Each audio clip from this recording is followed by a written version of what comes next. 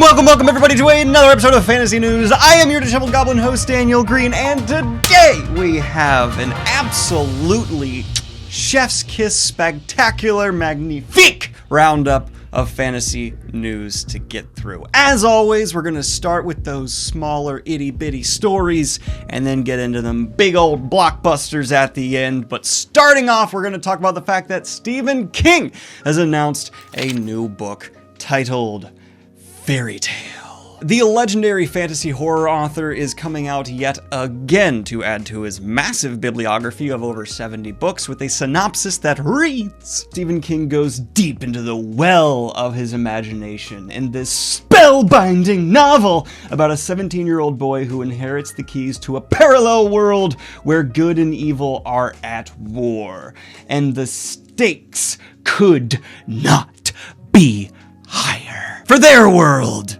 or ours? See, there's always a Stephen King twist, a little powdering of a what the fuck at the end of these books, and I am guessing the reveal here is going to be that the 17-year-old is actually the leader of the bad guys brainwashed and sent out to live a human life in our world, and now he's being brought back in now that he's matured.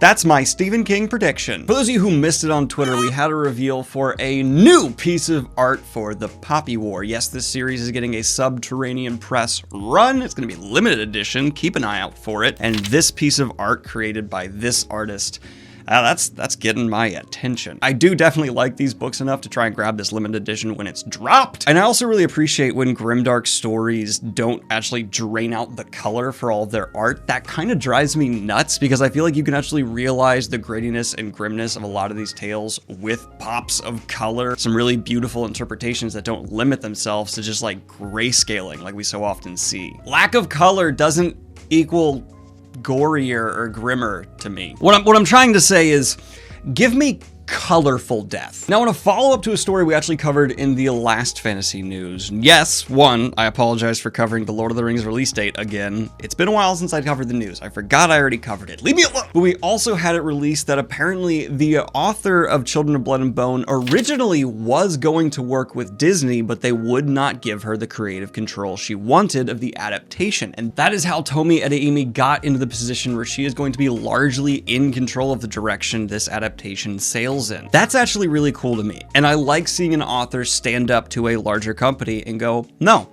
I want this position and I'm gonna fight for it. Now, I am not saying this is a universal black and white thing where it's always a good thing for an author to be in a position of control over their adaptation. Sometimes that's even gone poorly in the past. But I generally lean on the side of I like seeing authors have a higher level of control. And I like to be positive on this stuff. So personally, I think it's neat, and I hope the adaptation goes well. And we also got a very exciting announcement from Chloe Gong, who has announced her next series, which is going to be titled Foul Lady Fortune. Whew. Let me know what you think of this title and cover, and let me know if I should read What Violet Delights, yes, that's what it's called, in the comments down below. But before we get into the big blockbuster news of the week, a quick word from today's sponsor, Campfire. Okay, so let me tell you about the last sponsor today. So we got a sponsor, it's Campfire. Campfire lets you tell the story that's been in your head all them years. And you can get it right on out of there with their easy-to-use software. Pay what you want to price. It's a good deal. You should check it on out. Kayla, what do you want to tell them about Campfire technology today? Fire. So if you'd like to go ahead and click the link in the description down below, you can go ahead and get started with Campfire today. Notice you didn't even notice what I'm wearing. This is what happens when you live with me. You just get used to my weird You're still here? Guillermo del Toro is back, and he is apparently going to be releasing a stop-motion animation adaptation of the fairy tale classic Pinocchio, or as I like to pronounce it, Pisnosmimo. This is going to be a stop-motion musical adventure, and with Guillermo del Toro's odd vision, I am always at least intrigued by what this guy is going to do with his next project. And while I tend to lean away from superhero news, I am interested to bring you the fact that apparently the Robert Pattinson-led Batman project coming up is going to have a runtime of over 2 hours and 47 minutes without credits. You add those in, and this is rivaling the runtime of The Lord of the Rings, The Fellowship of the Ring. And while there is absolutely nothing wrong with that, I like seeing a movie that's willing to take its time to fully tell its story and not just hyper cut up scenes to be as condensed as possible so you can fit more showings in the theater to make more money. I'm just genuinely surprised to see them go for this girth. It's a girthy boy right there. It's a thickums. And in other adaptation news, Disney's working on a live-action Aristocrats movie. Another one. This time it's cat. You know what? Let's just cover news where we get to point and laugh at stupid people being stupid because we have a weeb war! That's right, it appears that Attack on Titan fans and One Piece fans are battling it out on IMDb's review system, trying to make one franchise have a higher ranking than the other. So they're review bombing a franchise that has nothing to do with the franchise they like so they can have a higher score on a meaningless website that means nothing. Is this what people do with their time when they aren't workaholics? Maybe I should just be a workaholic. That's my takeaway here. I'm gonna stick with being a workaholic because all of you have far too much time on your hands. What the fuck? But in totally not soulless exploiting a kind of hit art piece news, we have the fact that Netflix is apparently going to roll out a Squid Game universe. Yes, expanding this premise that was executed fine enough into a many years-long universe. It's artistically needed and totally necessary. Oh my God! No. We can't just let things lie as they were, even if they have weak endings. If they make Papa money, it's absolutely okay to bloat it out and extend it for as many more stories as possible because we want the money! Gimme.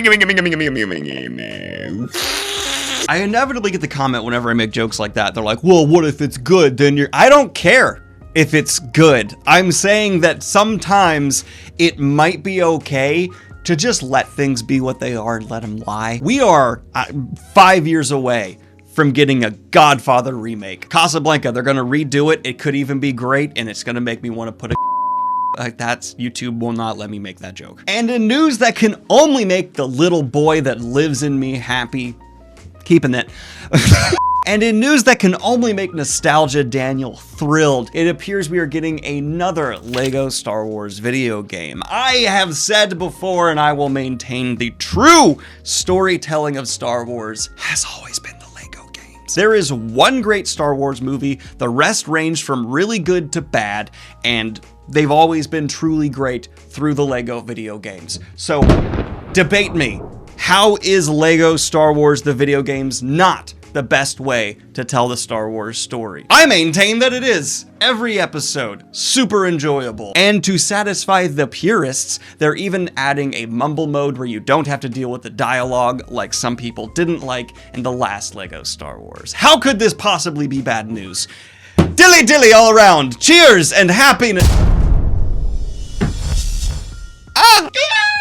But this has been your latest episode of Fantasy News. Like and subscribe if you have not already, and hit the Patreon if you'd like to support what I do here. I've released 2 books, both of which you can buy in the links down below. And if you'd like to submit any news to be covered here on the channel, just join the Discord server, go to the Fantasy News section, and post it in the Fantasy News channel. Bye! And of course, I'd like to record a special shout out to my latest high tier Patreon, Jewel.